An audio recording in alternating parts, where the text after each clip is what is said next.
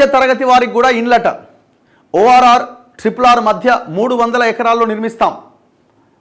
3 చోట్ల 100 ఎకరాల చొప్పున. రేపటి నుంచి ఇందిరమ్మ ఇండ్ల లబ్ధిదారుల ఎంపిక. బీఆర్ఎస్ హయాంలో జీవో 59 ముసుగులో వేల కోట్ల భూ అక్రమాలు, వాటిపైన లావాదేవీలు ఇప్పటికే నిలిపివేత, స్వాధీనానికి చర్యలు, 1000 మంది సర్వేయర్ల నియామకానికి నిర్ణయం. ఈనాడుతో రెవెన్యూ గృహ నిర్మాణ శాఖ మంత్రి పొంగులేటి శ్రీనివాసరెడ్డి ఏమంటున్నారంటే మిడిల్ క్లాస్ ఫ్యామిలీస్ కూడా మేము ఇల్లు ఇస్తామని అంటున్నారు. ఈ outer ring road and regional ring road మధ్య ఉన్న ప్రాంతంలో దాదాపు ఒక 300 ఎకరాలు సేకరించి అక్కడ ఇల్లు కడతామని అంటున్నారు. ఇది ఎప్పుడైతుంది? ఎప్పుడంటే మళ్ళీ త్వరలో అంటారా? వాళ్ళ లెక్కన మీరు కూడా త్వరలో అనకండి దయచేసి. జీవో 59 ముసుగులో వేల కోట్ల భూ అక్రమాలు జరిగినాయని మేము 3 ఏళ్ల నుంచి మొత్తుకుంటున్న జీవో వచ్చిన దగ్గర నుంచి.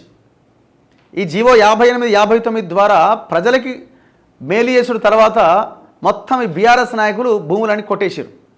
1 ఎకరం భూమిని ప్లాట్ల కింద డివైడ్ చేసి మేము ఎప్పటి నుంచో దాన్ని ఆక్రమించుకొని అక్కడ ఉంటున్నామని చెప్పి ఆ పెనాల్టీ కట్టి దాన్ని రిజిస్ట్రేషన్ చేసుకున్నారు. ప్రైమ్ ల్యాండ్స్ ఎకరం 50 నుంచి 100 కోట్లు ఉన్న ల్యాండ్స్ కూడా జీవో 59 కూడా రిజిస్ట్రేషన్లు అయిపోయినాయి. వీళ్ళు ఏమంటున్నారు? మేము దాని మీద లావాదేవీలన్నీ నిలిపేసినాం, స్వాధీనం చేసుకోవడానికి చర్యలు తీసుకుంటామని అంటున్నారు. ఎన్ని రోజులు పడుతుంది? ఒక గుంట భూమి అయిన ఇప్పటివరకు వెనక్కి తీసుకున్నారా? లేదే. మరి ఎప్పుడు చేస్తారు? ఇది మాటలైనా లేకపోతే చేతల్లో ఏమైనా కనబడుతుందా? శుక్రవారం నుంచి 10 రోజుల పాటు గ్రామాల్లో ఇందిరమ్మ ఇండ్ల లబ్ధిదారులను గుర్తిస్తారు. సొంత స్థలం ఉన్న వారి కుటుంబంలో ఆడబిడ్డ పేరిట ఇల్లు మంజూరు చేస్తాం. నిర్మాణానికి 5 లక్షలను 4 విడతల్లో ఇస్తాం. పునాది దశలో 1,00,000, కిటికీ స్థాయిలో 1,75,000, స్లాబు స్థాయిలో 1,25,000, పూర్తయ్యాక మిగిలిన ₹1,00,000 చెల్లిస్తాం. లబ్ధిదారుల కులం, మతం, ఏ పార్టీ అనేది ప్రభుత్వం అడగదు. పునాది కట్ట 1,00,000 ఇస్తారట. పునాది నుంచి బేస్మెంట్ అయిపోయి కిటికీలు వచ్చే దశలో 1,75,000 ఇస్తారట. స్లాబ్ పడే స్థాయిలో ఉన్నప్పుడు 1,25,000 ఇస్తారట. దాని తర్వాత మొత్తం అయిపోయిన తర్వాత ఇంకొక 1,00,000 ఇస్తారట. మొత్తం ఎంత అవుతుంది? ₹5,00,000 అవుతుంది. ఈ ₹5,00,000 విడతల వారీగా చెల్లిస్తారు. గతంలో వీళ్ళు 2014కి ముందు కాంగ్రెస్ గవర్నమెంట్ ఉన్నప్పుడు కూడా ఇందిరమ్మ ఇండ్ల విషయంలో ఈ రకంగానే ఉంటుండే. అప్పుడు ఎంత 30,000 ఉంటుండే అనుకుంటా, 30,000 40,000. అప్పుడు సిమెంట్ వాళ్ళే ఇచ్చేది, ఇట్లా ఆ వెంటిలేటర్స్ కూడా వాళ్ళే ఇచ్చేది, ఆ మెటీరియల్ కూడా వాళ్ళే గవర్నమెంటే సప్లై చేసేది. పేదల ఇండ్ల నిర్మాణానికి శ్రీకారం చుట్టిన రాష్ట్ర ప్రభుత్వం మధ్యతరగతి ప్రజలకు కూడా గృహ నిర్మాణం చేపట్టబోతున్నది.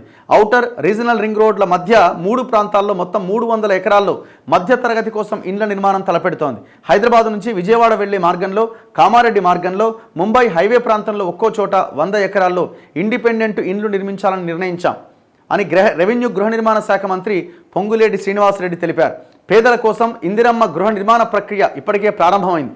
ఇందులో మొదటి ఏడాది 4.5 లక్షల ఇండ్ల నిర్మాణం చేపట్టబోతున్నాం. దీనికి ఈ నెల 6వ తేదీ నుంచి లబ్ధిదారుల ఎంపిక ప్రారంభమవుతుంది. ఇండ్ల నిర్మాణ ప్రక్రియ వచ్చే 4 ఏళ్లు కొనసాగుతుంది. మంత్రి పొంగులేటి బుధవారం ఈనాడుతో మాట్లాడుతూ గృహ నిర్మాణం, రెవెన్యూ రంగాల్లో చేయబోయే కార్యక్రమాలను వివరించారు. సో ఇట్లా ఆయన శాఖ పనితీరు దాని మీద వాళ్ళకి ఇంటర్వ్యూ ఇచ్చినట్టున్నాడు.